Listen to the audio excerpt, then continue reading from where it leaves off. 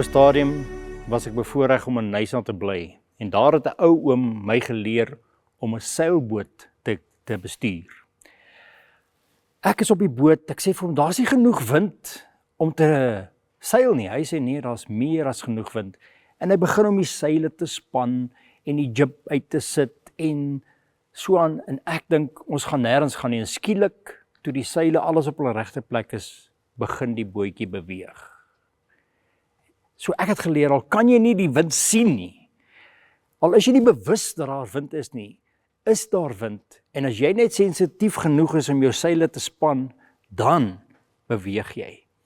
Tydens hierdie Pinkster, laat dit my dink aan ons verhouding met God en sy Heilige Gees. Dit is soort van dieselfde. Kom ons lees wat sê die Bybel in Galasiërs 5:25, ek lees uit die boodskapvertaling. Die Gees het ons nuut, splinternuut gemaak.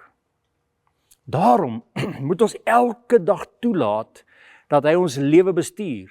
Hy moet besluit wat ons dink en sê en doen.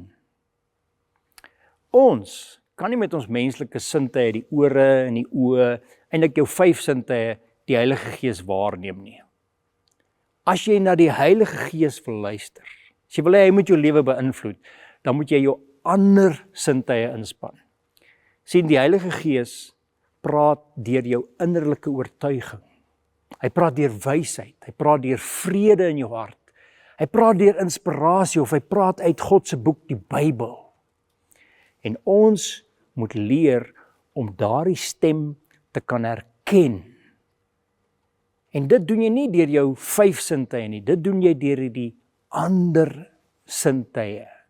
En net soos daardie oom op Nyasa se meer my geleer het om sensitief te wees vir die wind en jou seile in te span om die wind te kan hoor en te kan sien en dan te beweeg, net so kan ons hierdie Pinkstertyd die Heilige Gees vra om in ons lewe in te spreek, sodat hy jou lewe kan lei, kan beheer, kan inspireer.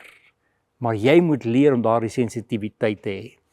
Kan jy vandag saam met my bid en die Heilige Gees vra om jou sensitief te maak vir sy inspraak in jou lewe? Al kan jy hom nie sien nie, al kan jy hom nie hoor nie, daar is ander maniere. Kom ons bid saam. Hemelvader, dankie dat U die Heilige Gees vir ons gegee het. En in hierdie Pinkstertyd wil ons harte en ons gees en ons innerlike instel om hom te kan hoor. Amen.